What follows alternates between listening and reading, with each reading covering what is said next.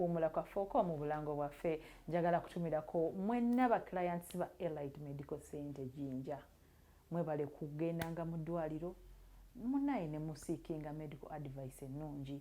Abalabi baffe abali e Jinja, abali e Iganga, Mbale, Busia, mwenna mbatumidde nnyo abali e Kasese, Soroti, mwenna abeetanira okulaba Salamu TV mbatumidde nnyo. Nammwe aba wano mu Kampala mu kibuga mbatunudde nnyo. Naye abalala mwenna musobola okutufuna ku Afro Mobile oba ku GoTV Star Times ne ku platform zaffe zonna ku Twitter, ku Facebook. Omanye byonna ebifa mu ggwanga naddala ku bantu baffe ku mawulire gaffe agatasalikako musale nayo post ne platforms endala zonna tubawamu amawulire agali accurate and new always. Watuwumulidde tubadde twogera ku biki engeri gy'osobola okuplaningamu ebyokulya byo, naye dokita katubuliremukko tusobola okublendinga tutya diet yaffe ne exercise ne omugejjo gwaffe, kubanga tutunuulidde omugejjo teguba mulungi mu sukaali n'endwadde endala zonna. Omugejjo oba obesity si mulungi. Tukontrolinze tutya weight zaffe naddala ku diet gy'oba otuwadde fe abalina sukaali? Ebali nnyo abatulaba. About weight, ebali nnyo abatulaba. Ku kya weight reduction, sukaali alimu ebika bibiri. Waliwo gye tuyita type 1 ne type 2. Type 2 ono yasinga obungi. Zakubadde ba sukaali 99 ku 100, 99 balina type 2. Type 1 yatera okukwata abaana abato ate yatera beera mu bantu abatono.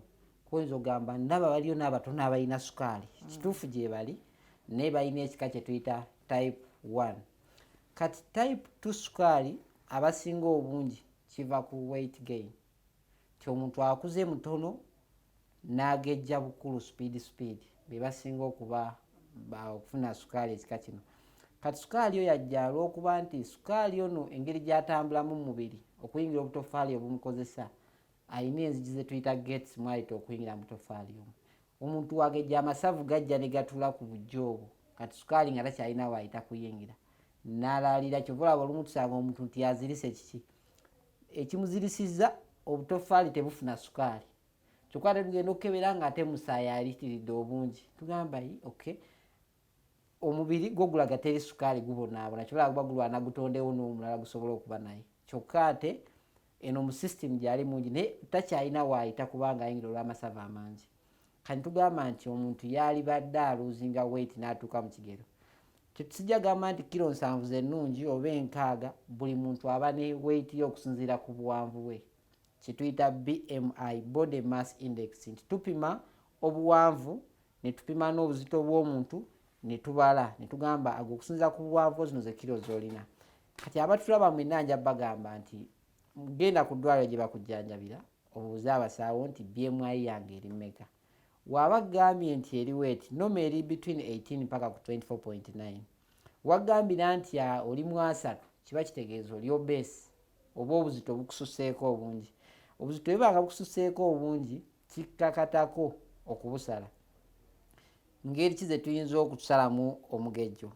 Engeri esookera ddala ate esinga okuba enkulu gye tulaba eri effective ye ya diet. Woba olyanga etubadde tubinnyonnyola omubiri n'otaguwa mmere nnyingi, kuba omubiri gy'okoma okuguwa emmere nga nnyingi kugenda gikonvatinga gisitowalinge mu mubiri ng'amasavu. Womala ebbanga nga tolidde kugenda kudda kutandika omumenyaamenya amasavu ago gutuze glucose mu mubiri. Kati wobeera ng'ogoberera diet mu butuufu bwayo, eyo ensonga emu esobola okutuwa okubeera nga weight ekendeera.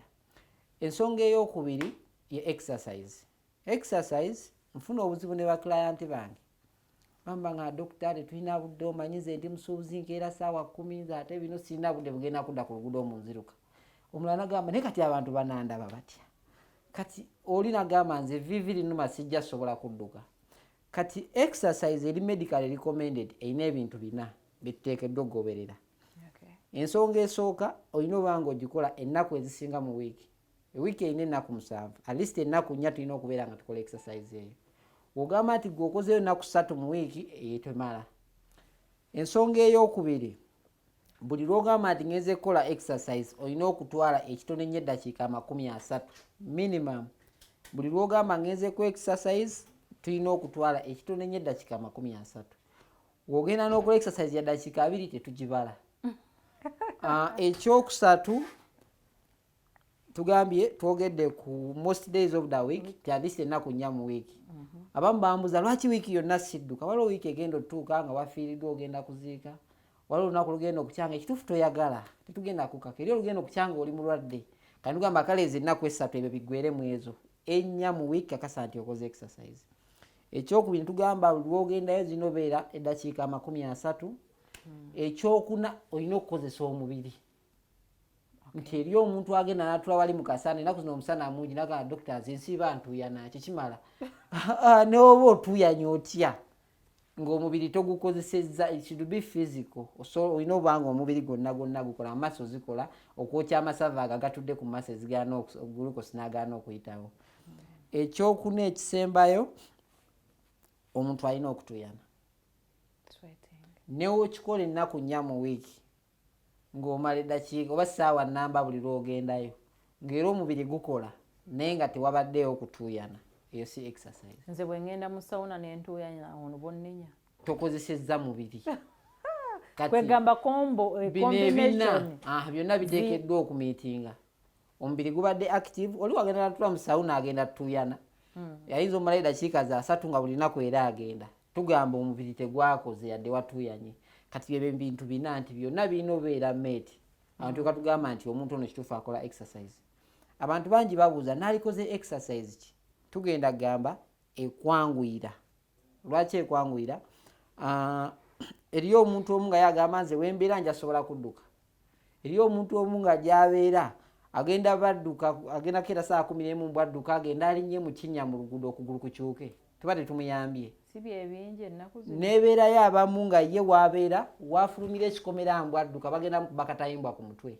Kati ebintu ebyo byonna tujja nga tubitunuulira tugamba osobola okugoberera ekyangu kyonna ekikwanguyira. Eryaganze bwensota akagaali kanyanguyira.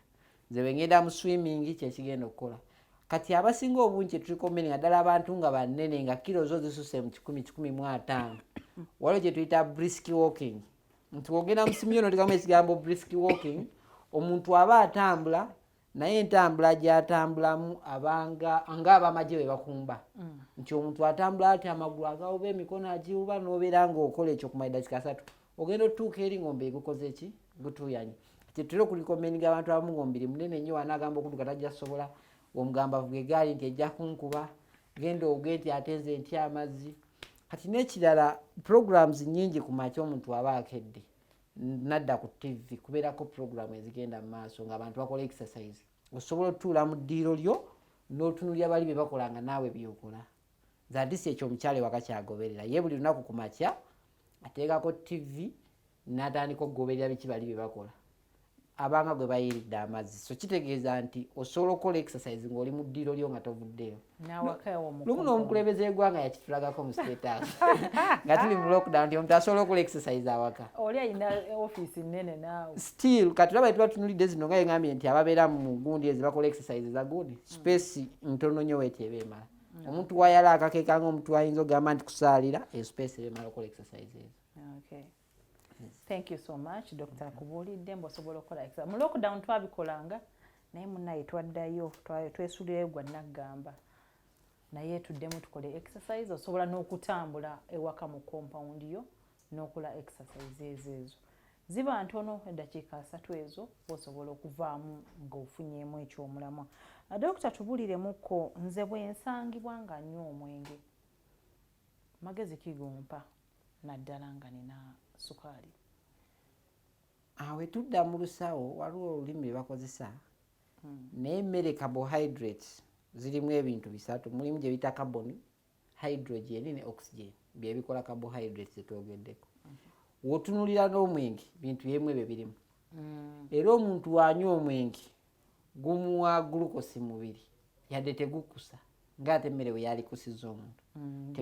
Tegulina kiriisa. Gulinnya bulinnyi ku mutwe. Ku mutwe gulinnya aye ne gulinyisa ne sukaali naye nga tegulina mugaso. Kubanga gulinnya reason being omulabi waffe omulungi ali ku Salam TV lwakuba ekirungo ekikola omwenge kiri high in those values.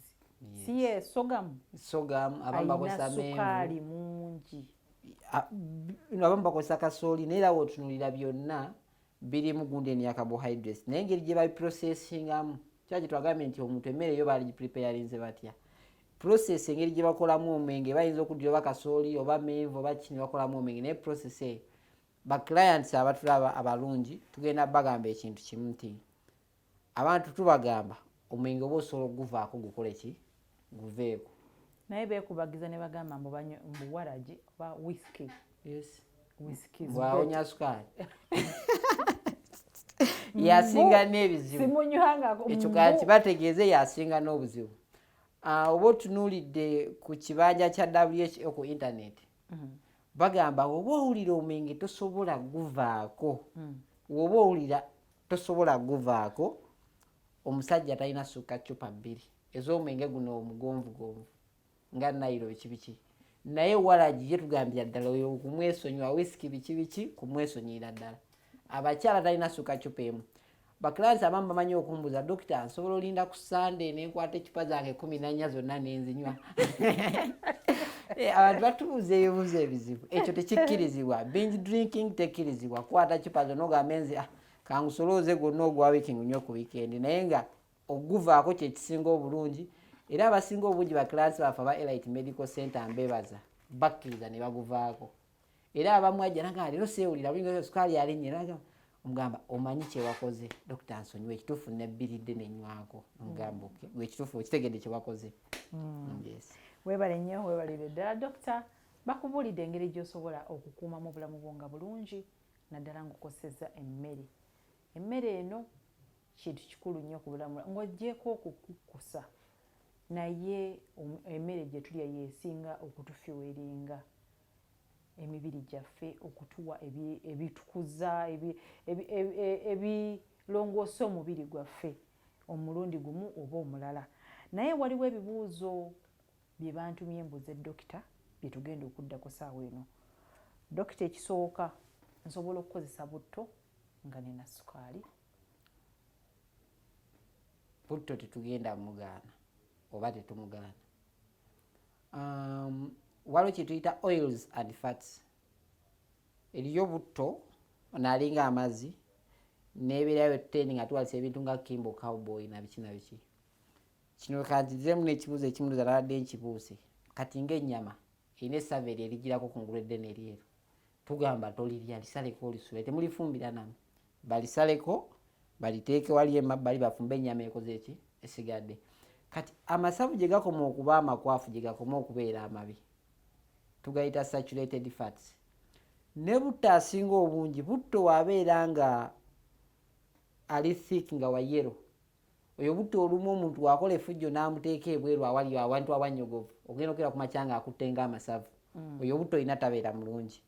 Ne waliwo butto onaatangala nti waba mu cupa noyagala ogitunulamu oba nga ayagala olaba sayidi eri, oyo butto gwe tulikomendinga.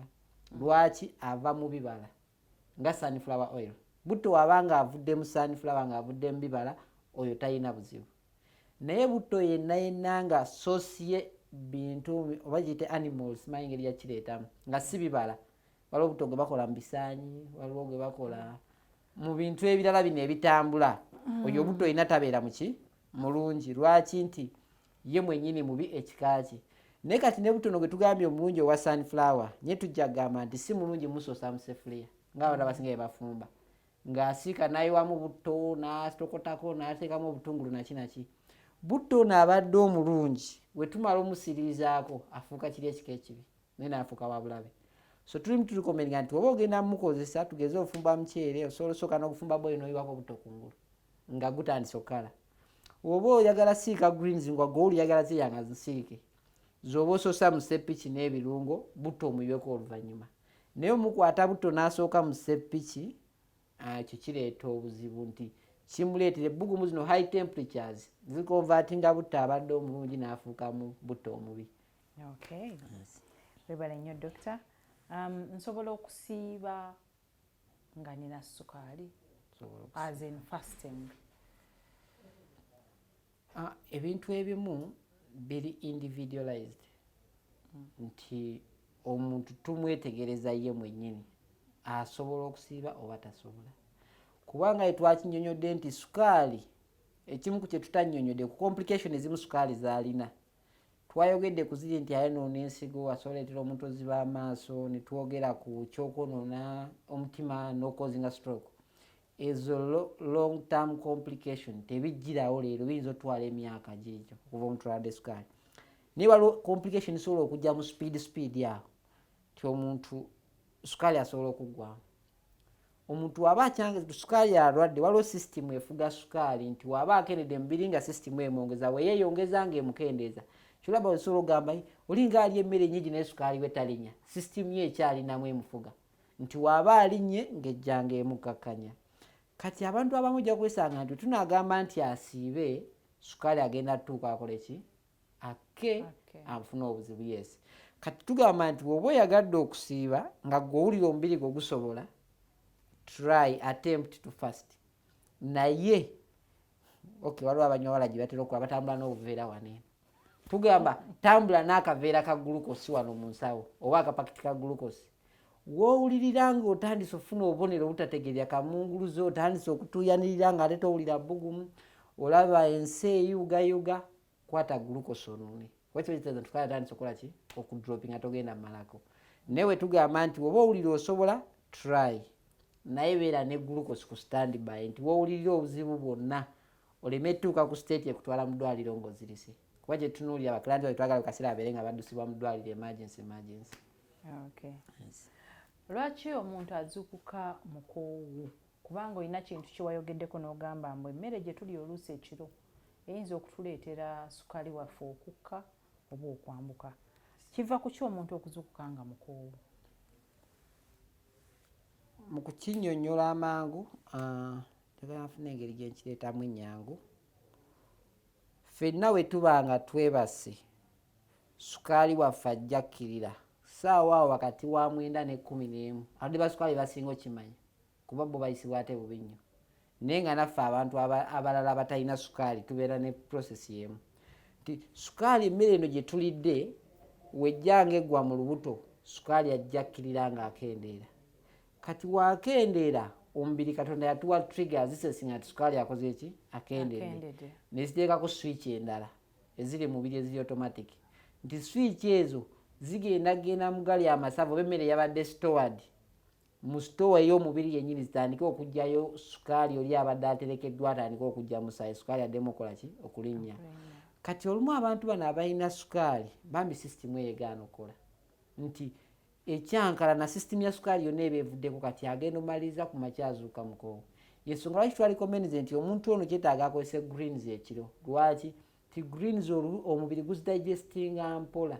Tize yalidde ekiro ng'agenda okwebaka, kuba jjukira emisana twagambye nti omuntu ali kulya oluvannyuma lw'essaawa 3. Naye ekiro waalya ku ssaawa 3 oba 4 addamu kulya ku makya ssaawa 1 oba 2. Kati obudde obwo tubutunulire butya nti twagala akozese greens zino olw'okuba zo omubiri gugenda zimenya mpola, kibe nga kimuyambako kuba bangi abakiyitamu. Olumu nti abalwadde abamu bafuna n'obuzibu nti badokita babe batera ogamba nti kireka doozi tumuwa nnene ey'eddagala ate nga tekiri ku doozi, wabula it's a physiological process nti just ebeera nga eri worsened olw'embeera omulwadde ono gy'aba ng'ayitamu.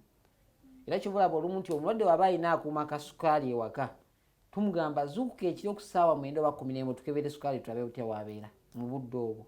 Kituyamba otugayidinga ne tumanya nti ono alina buzibu bulala ate si ddagala si kyekizibu, wabula twetaaga kukyusa mu ngeri gy'alina okulyamu. Okay. Webali nnyo, webalire ddala Dr. Omar okuva ku Elite Medical Center. Leero yatusomesezza, atubuulidde ebintu bingi ebikwatagana ku sukaali. Topics zino ezimu tuba twazisoma dda naye nga twagala kwongerezaako. Kati mu ddakiika emu esigaddeyo Dr. tubuulire akasembayo, tweyise tutya okwewala okufuna sukaali. Mu ddakiika emu omala osiibula abatulaba. Abatulaba mwenna bye tubadde tusomesa oba tugamba abalwadde ba sukaali abamulina. Naye ate ekituufu kiri naawe omulamu yendya gy'oteekeddwa okubeera ng'olya. Abantu baŋŋaawaayo ng'oyagala nnyo ebibala, bikaseera bibala naye nga bwe bulamu. So kyenja obbakuutira mwenna nti tufeeyo okulaba nga tulya emmere ennungi eri omubiri gwaffe, tufeeyo okulaba nti we keep weight in check. Oba okyali mutono lwana nnyo, abantu bagamba lwaki togejja, musajja gwe togejja. Mbagamba ekintu kimu, namukwano gwange yaŋŋamba olunaku lumu, umala togejjanga. Namusanga akola exercise adduka yena ngamba gyekoma okudduka gyenkoma ogejja. Kakasa mutogejja ogejja kyangu naye okuluzinga weight kiki kizibu. So ngenda basaba nti ekisooka tulwane nnyo okulaba nti tulya emmere ennungi okusinziira ku guidelines zino ze tutaddewo olwaleero. Ekyokubiri okakasa nti olaba nga weight ejjanga togyagala girwaneko ng'ekola ki ng'etandiikiriza, kuba weesukka nejja eba nzibu yakulwanisa kuddayo. Mwebale nnyo okubeera naffe ku puroguramu eno. Sibala abatulaba n'abalwadde baba Elite batumireko. Sigadde ndi Dr. Ntulume Umar kuva ku Elite Medical Center e Jinja. Nja kutumirako abalwadde nina bangi naye mukyala Namuli Alice. Mukazi mingi e Jinja yannemerako n'angamba dokita ebigambo bino binyambye nenva ku ddagala. Lwaki towandiika akatabo at least abantu gy'otasobola kutuukako kajja tutuukayo. Essala ye ne tugiddamu akatabo ne tukawandiika ne tukateeka ku Amazon abasobola okukagula. Then omulangamba afuna platforms ogenda osomesa abantu abatasobola nengamba Salamu TV ejja kubatuukako ze besobola kutuukako. Kati olwaleero okimanyi nti Uganda yonna etulabye tujjaba okubeera nga etuba nga tugoberedde ebintu bino bantu bangi. Kyenjo basaba bane temwejja ku ddagala. Kutandika diet eno olyenga we tugambye nga oddayo wa dokita wa Kebere. Dokita ye wanake lagamba sukali oli yali mu 14 era ali mu 7 katukendeeze ku doozi. Ogenda okuddanga era akyali mu 7 agamanya katukendeeze ogenda banga akendeza agenda labanga tewakyali ddagala lyokola ki. Naye agenda nga kubuza sukali yalazeewa nga sukali takyali wakendedde bateredde naye nga ate tewali mpekere namuntu gyabe nangamira. Abadde Dr. Umar okuva ku Elite Medical Center Jinja, munaye abamwagala era wano ku Salamu omujjango okumusanga. Tujjanga kubanga tuba tusaako programu ezikwata ku bulamu bwammwe obwa bulijjo. Tetukoma wano naye era tubeera twagala muyige ebintu ebibakwatako nga mmwe abantu. Munaye sijja kusukka wano obudde oluusi butukwata nga tetusobola kweyongerayo. Katubeerekereze, njagala kwebaza bannange benkoze nabo nammwe abatudde ne mumalayo programu eno. Mubadde balabe balungi, mwebale kutulaba bulijjo, mwebale kwekuumira ku Salamu TV olutimbe gaggadde. Sula bulungi, nsigadde ndi Mariam. Musule bulungi.